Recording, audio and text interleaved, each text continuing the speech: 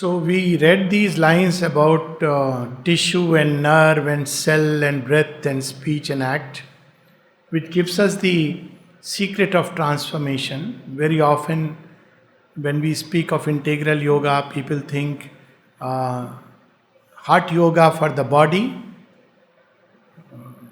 and pranayam and breathing techniques for the vital and bhakti for the heart and Jnana Yoga for the mind, plus something about the psychic being and spiritual. Well, it's not the same. It's in Hatha Yoga, it is the divine consciousness involved in the body that is being released through processes which are very not as we practice today. This is not Hatha Yoga. Shobinda says Hatha Yoga was practiced by Lemurian kings. Dhruv and Hiranyakashipu, they practiced Hatha Yoga. Try standing on one leg for God knows how long. So this was Hatha Yoga, wherein all the divine consciousness is everywhere in everything. So by certain processes, bandh and all these processes, you release that energy. It has nothing to do with transformation. At best, it's something to do with preventing the restlessness of the body. That's why in classical Patanjali yoga system, we see asana and pranayama are a preliminary to engage into samadhi. But here it is from above downwards and within outwards. So it is the divine force. That's why the mainstay here is surrender, sincere surrender. The more we aspire and surrender, the more the divine force takes charge. And it begins to tweak and change and eventually transform. So there is a world of difference between these two. But we have to work at both ends. Physical exercises so that when the divine force takes charge and works, the body doesn't start reacting in strange ways. That's why it's important. It's not that this is going to transform. When physical education department came up, so many people started thinking like that. Some people that, by doing physical exercise. Others thought the other way, why there is physical exercises. But it is so that we become prepared to receive and rightly contain it. But the transformation is done only and only by the Divine Mother. So this is what we read. And now, today is, of course, we know is a special day. Every day in India is a special day. When people say, why so many festivals? Say, because we celebrate life, And we celebrate divine in 200 ways, so 200 holidays. What's wrong with it? If you don't celebrate life, is your problem. We celebrate life. So we have so many right from first day, some tithi, some jayanti, something or the other. But today is indeed a very, very special day. And as always, the divine's way of responding. So today is the day of Krishna's birth. Most people are celebrating today Shri Krishna Janmashtami. I have received so many baby Krishnas through WhatsApp. So something of Krishna had to come in.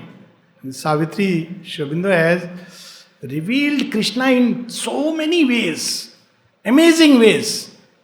And one of them is what we are going to read today. Going with the mood of the day. So Savitri has received the boons and now she has to come back to earth. Page 711, the measure of that subtle music ceased. It is not speech. That's what we say. It was music, subtle music. Its rhythms stirred everything that needs to be done. So when the divine says Tathastu, all the quarters and all the gods and time the manager here in their own way. And things begin to get pushed, tweaked, along the lines that the Tathastu has been uttered. It's not like kya kaha tha, that's not important. Who can understand the divine? But the very fact that he said Tathastu, so that subtle music ceased. And what happens after that is no less marvelous. Down with a hurried, swimming, floating lapse through unseen worlds and bottomless spaces forced, sank like a star the soul of Savitri. What a graphic description. Several places, there is a letter of Shri Aurobindo. He says, nothing is written here for imagery's sake. They are actual experiences. So how does the soul which has reached those levels, how does it come down? Look at it. You will feel like a feather which is floating and coming down. This is the movement. So while it is coming down, down with a hurried, swimming, floating lapse. Only the Lord can write like this. Through unseen worlds and bottomless spaces, forced, sank like a star, the soul of Savitri. Forced. She is told, I have given, go back, do the work. The soul of Savitri is coming down. And what is happening along with that? Amidst the laughter of unearthly lyres, she heard around her nameless voices cry, triumphing an innumerable sound. A choir of rushing winds to meet her came. It's like all the gods, what happened? What happened? Granted, they are full of joy. We read all this in Ramayana, they are not stories. That when this war is, all the gods have gathered to see and telecast live. Because they are watching this mysterious play. We don't know.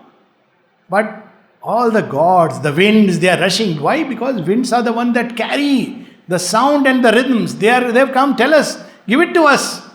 She has gone beyond the 5 elements. Give it to us, we'll transmit it. To every year we are going to whisper the news that the new creation has come. This is the good news. So winds have gathered around to greet. A choir of rushing winds to meet her came.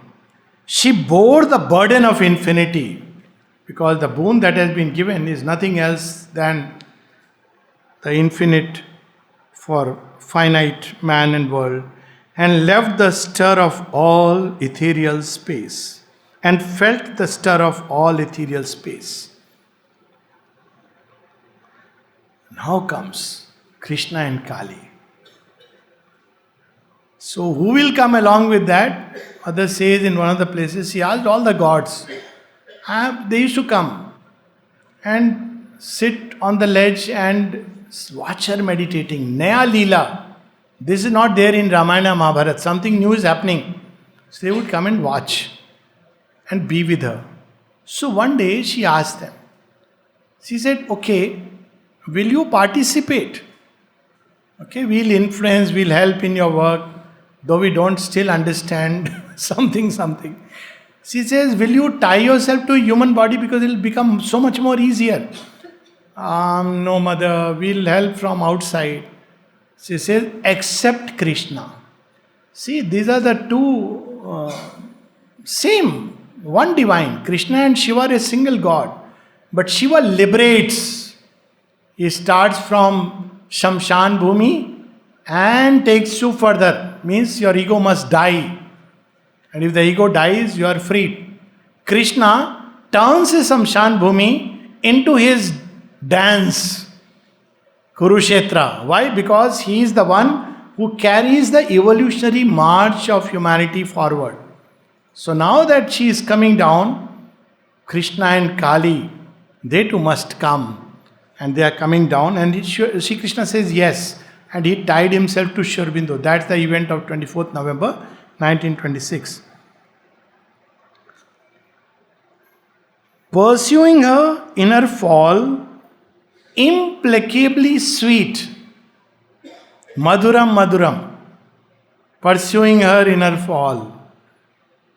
Implacably sweet. Every word is so marvelous. Pursuing.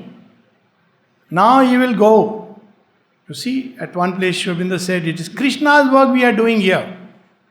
He had wanted to give freedom and delight to mankind, and he came to teach us how to live normally and yet be free. But the world gave him Kurukshetra. So he said, okay, I'll come back again. Now I'll prepare everything, everybody, foolproof way. So that's what is Sri Aurobindo. That, man without truth cannot bear that delight. So now Krishna knows. Now, done. So he is coming down, implacably sweet. A face was o'er her, which seemed a youth's. He is forever young. Mother said something, You know why Krishna is portrayed as a child or young, youthful God? There is another place Sri Aurobindo used the word youthful God because he's always moving forward. She gave us a secret also to remain young forever. The moment you say, "Ab to hum retire ho gaye, in my days I did this in my days." There are no people who talk about the past that they are old. Doesn't matter, they may be 30, 35. People who at 80 are saying, "Oh, this is to be done, this to be done." So they are young.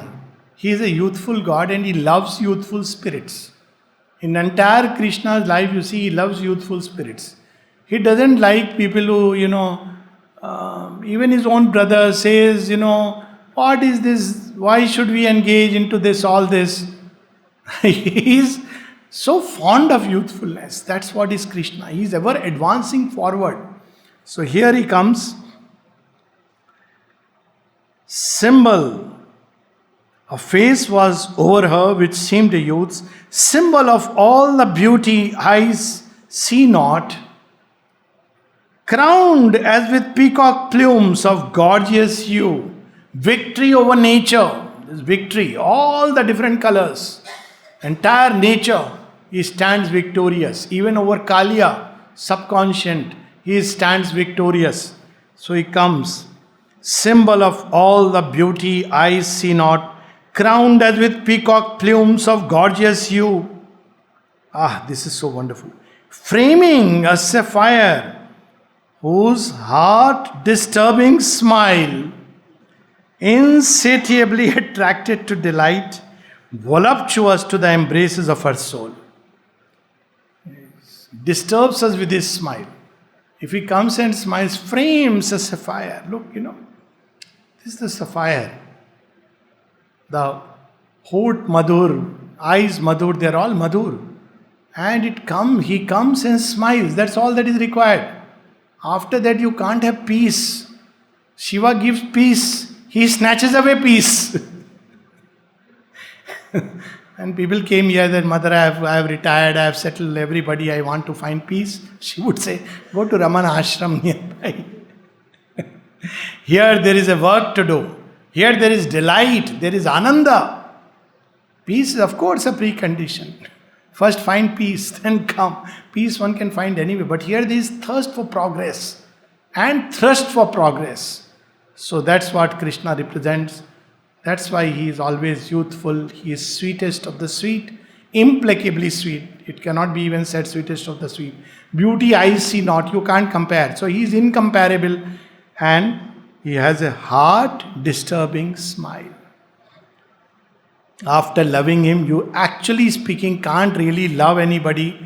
Or if you love, it has to be ended up with Krishna inside that person. Because that's his heart-disturbing smile. Insatiably attracted to delight. The more you give him, the more he wants. And the more he takes, the more he fills you with delight. And there is no end. This is the aphorism of Sri Aurobindo. Which Krishna shall I speak about? And one of them he says, that word is I grew of his tireless embraces. Tireless delight because of his embrace. His embraces made him more and more delightful, more and more delightful. And he grew tired of his embraces. That I have work to do, how will I do? That's what we see with mother.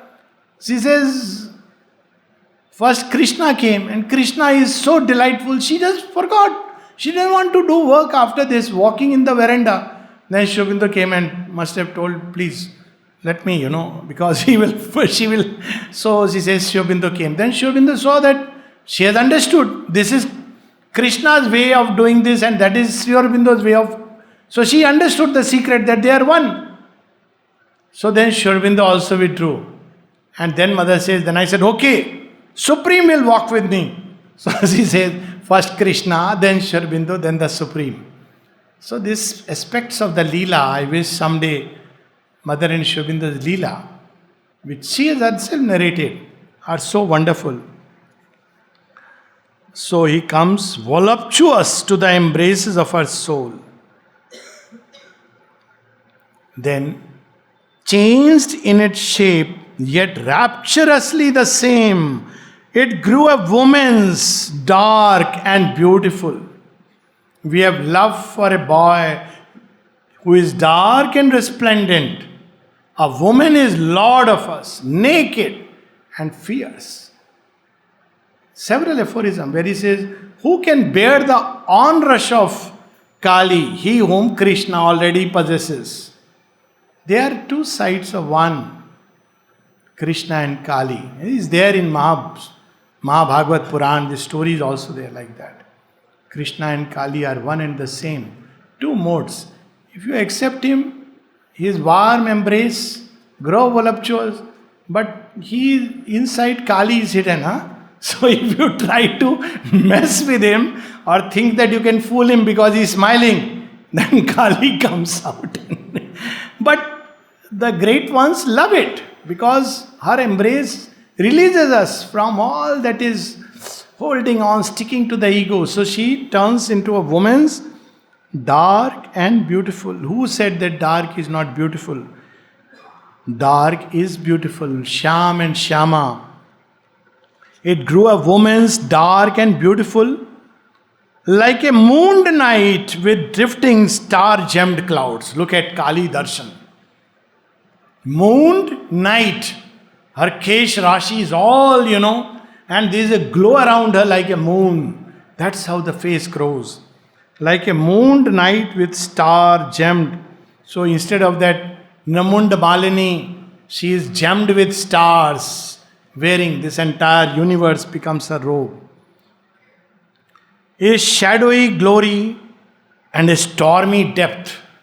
Several places in Savitri we see Mother represented as Kali. Stormy in depths. The anguish of the gods was hers. She came to change. People often say, why didn't Mother come and was born in India? Well, to start with, where as if all the avatars must be here. Okay, fair enough. So when Mother was asked, Mother said, my child, if I came to India then I would have destroyed many things. She wouldn't have tolerated. She comes with a stormy depth. You can't contain her and say, girl, child, stay indoors. Ladki aayi hai. She would have. At 7 she picked up a 15-year-old boy and just threw him down the cliff or down the slope. And he was so scared.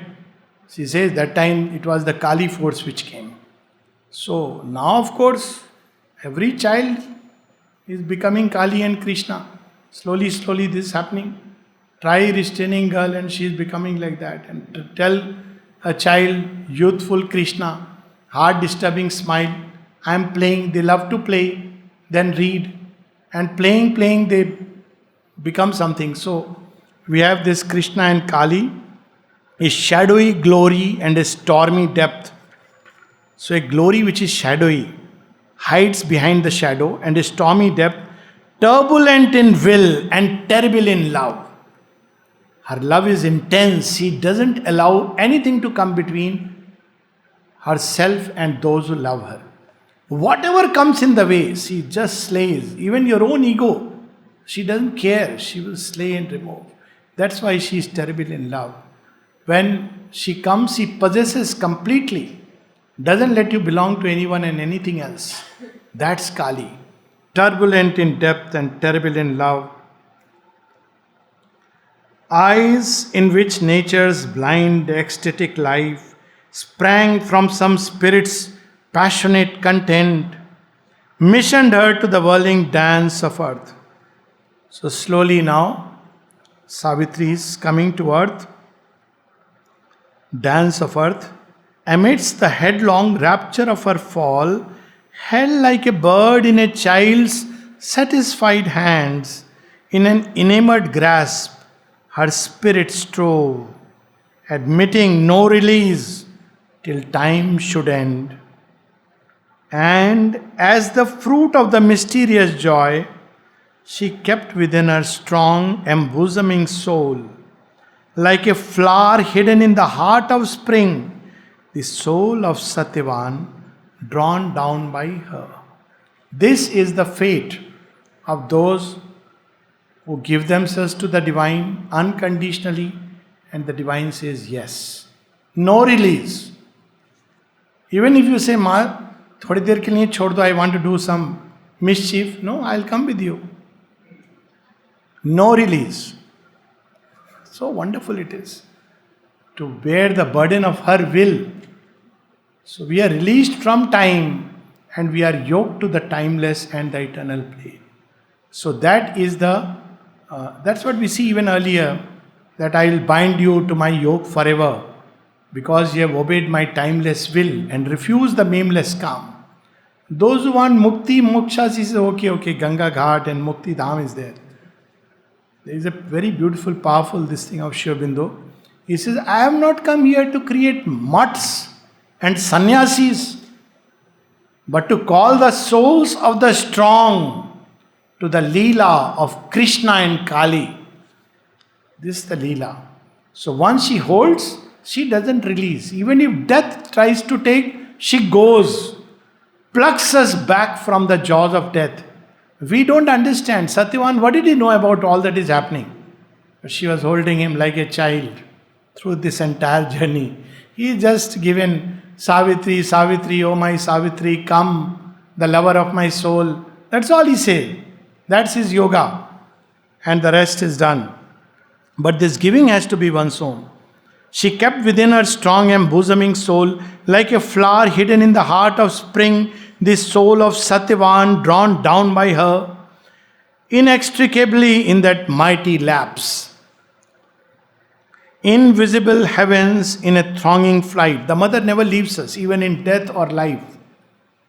She, once one has given, it is finished. She has said that one moment contains everything. She says, I never forget. I never abandon. These are her words. Then whatever happens, you go through this issues, problems, challenges, this life, other life, after life, till that work is done, and then we are consciously with her. So she never leaves. Invisible heavens in a thronging light soared past her as she fell. Then all the blind and near attraction of the earth compelled fearful rapidities of downward bliss. Oh, what an interesting line, so graphic. One is all the heavens, all the God. Arey, kya hua? What happened? Savitri had gone. She is returning back. What happened? You know that story of Bama Kepa, when somebody asked him, we are hearing about Sri Aurobindo. Can you tell us something about him? He is a Bangladesh, now Bangladesh, that time East Bengal saint. And he admonishes his disciple, Vishta ke mukh se to unka naam leta hai. Your mouth is full of mud and murk. You dare to take his name, whom I saw go through the gates of the sun? So, this was asked to Sri Aurobindo in the evening talks. He says, yes, he saw me go, but he didn't see me come back. It is so rapid. That is the whole. As she is passing, all the heavens are crowding. Oh, Divine Mother, something she has secured. They don't know. It's a secret between her and the human soul. And of course, Krishna and Kali. And as she is coming down, suddenly there is the downward attraction of earth. Bliss is falling. Look, this is the way. That's why there is joy in, as Sri Aurobindo says, the hidden bliss is at the root of things. Bliss grows on forbidden soil. That's why in this earth we get, eventually people are driven by, joy is not bliss, but that's how it becomes in earth. Yet it drives people. So, fearful rapidities of downward bliss, lost in the giddy proneness of that speed, whirling, sinking, overcome, she disappeared like a leaf spinning from the tree of heaven. So now we have that leaf image. As Sri Aurobindo says, I am not a jnani, I am not a bhakta. Who am I then? So there he gives this image of the leaf driven by the breath of God. Who can label the God lover? And whom God has picked up. Because now you can't claim, I am a God lover. Sounds too presumptuous. Bhakt hu mein, my God, looks very egoistic. Jnani to totally, I am doing God's work, karma yoga.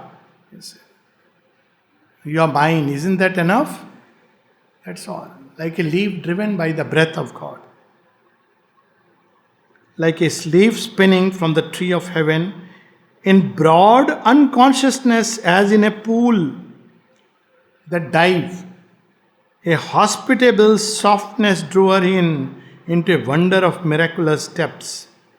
Above her closed a darkness of great wings, and she was buried in a mother's breast. So that's how she comes back, and she is back to her body, and Satyavan also comes. That will be described in the next book. And see, earth has wonders which we don't find even in heaven. Wonder of miraculous depth, because all the worlds manifest upon earth. There's a little story where mother was given by someone, I think it was a shade of pink. Pink rose otherwise is psychic love for the divine. But a shade of pink. The mother holds it, says, "Oh my God, this is tender love for the divine." And she says, "We don't find it in heavens. I will take it with me to my super heaven." And you know why we don't find in heaven? Where can you feel tenderness for the divine? See, gods don't go to शेष शैया and say, भगवान विष्णु आपके पांव दबा दूं थोड़ी देर, लक्ष्मी जी आपको थोड़ा, you must be tired all the time, give us this opportunity. Gods won't say that. Human beings will take that chance. Can I, Lord? Can I have this one moment of your touch? This is the beauty of human birth. Miraculous depths you find only upon earth. You don't find anywhere else. All the gods, that's why they covet to come back on earth. There are things which one finds only here. Then from a timeless plane that watches time, a spirit gazed out upon destiny, because this boon is not being granted by a God, but by the supreme transcendent. So it has entered now the cosmic field. So it will be. It is something new, entirely new, which never was. So from the timeless plane, a spirit gazed out upon destiny. In its endless moment, saw the ages past. It has seen now the entire curve, that this is how it will be, and it will be fulfilled. All still was in a silence of the gods. They have to prepare. Before that Trojan war, gods don't know till the last moment. So, Sri Aurobindo describes in Ilion, all the gods have come to the assembly. And all that Zeus tells them that, look here, whether you like it or not, I have to tell you guys that I have decided Troy will be destroyed. And you people have to just behave. Now, why behave? Because there are followers of certain gods on that side, and they're not happy. How can you do this? Aphrodite people will win, but Apollonians, so they're not happy about it. But that's the decision. So in the end, when all this is gone, they say disperse. Then Ananke lifts her face last. That is the goddess of fate. And finally it is sanctioned. And then the rest becomes history. Events will unfold. How, which way? The gods who weave the creation, all those ideologies or religions which have done away with gods again and again, cannot understand creation. They create a gulf between creation and the creator. Because the link is the gods. They are the cosmic managers. If you remove them, you will say that you will end up with duality. There is creation which has nothing in common with the creator.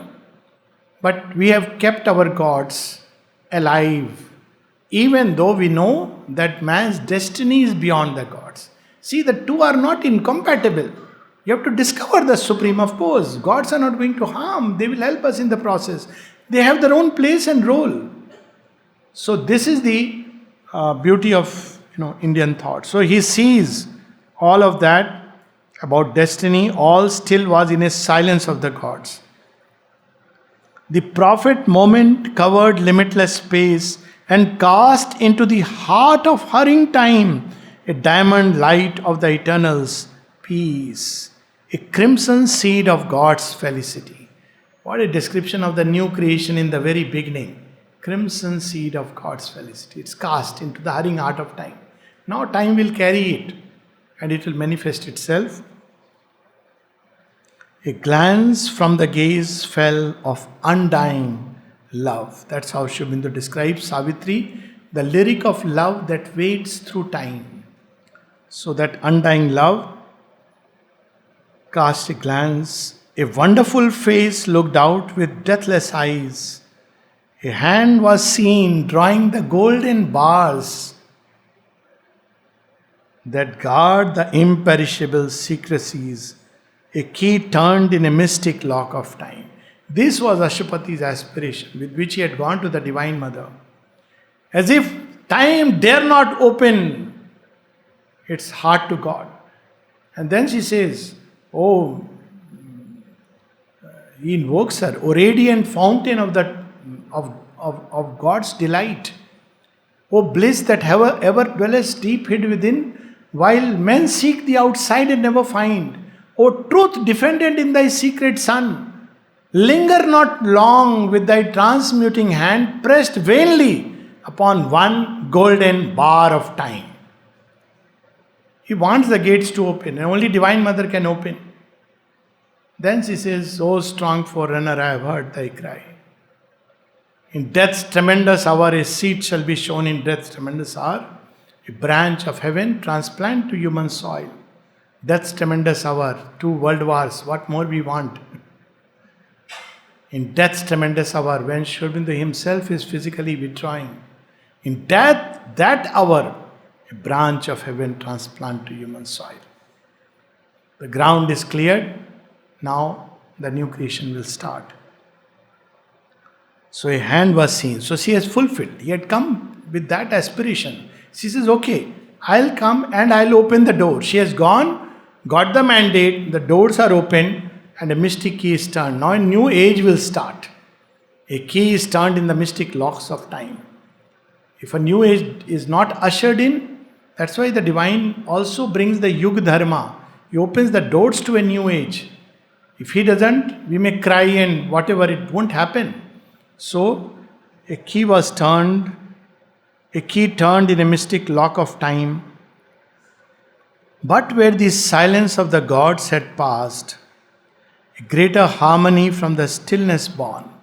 So the harmony that we try through adjustment, accommodation, through interfaith dialogues, God knows what, that's not the way to harmony.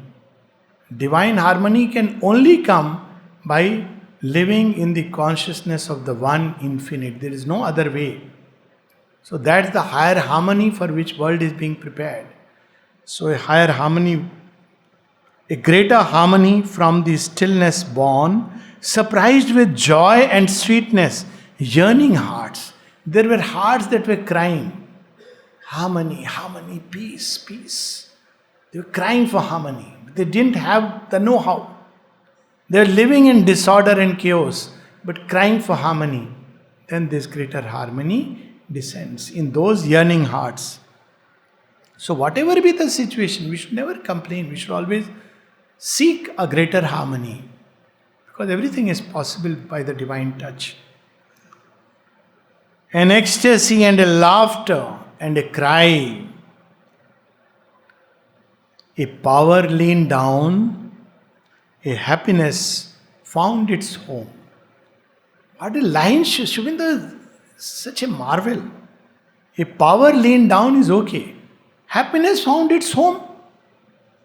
There is a happiness which is not found on earth. It found its home. You see, there is a prayer of the mother, I think December 28th, toward the end. It says, there is a power that no ruler can command. There is a peace one finds nowhere, not even in death. There is a wisdom that doesn't come, that cannot be captured in any philosophy or knowledge system. There is a happiness one finds nowhere. It is that which flows from the grace. So that happiness which comes by the touch of grace upon a mortal life, that happiness found its home. She is an embodiment of that grace, that love. And whoever turns to her, his life is turned into an never ending marvel of grace. A happiness found its home over wide earth, brooded the infinite bliss. Now it has said, Earth, you are mine. See, earth is finite. Now infinite bliss is brooding. You are mine, I have accepted you, I have touched you. And be rest assured, I will come. This is that prayer of the mother where she says, O careworn brows, anxious foreheads, like that. Then she says, Lo, hearken to the new creation. It comes. The divine tells her, she rather says on behalf that what is the answer of the divine? He says, I come. And this is the last, not the last prayer, but second last, where she is plunged into the horror of falsehood, and where there is no faith, ingratitude. And then from there she invokes the divine. And all that he says is, I come. And I knew that the earth was saved. So that's what over wide earth brooded the infinite bliss. So with this we end Book 11, Canto 1, the Soul's Choice and the Supreme Consummation, the Book of the Eternal Day. And we'll start Book 12 tomorrow.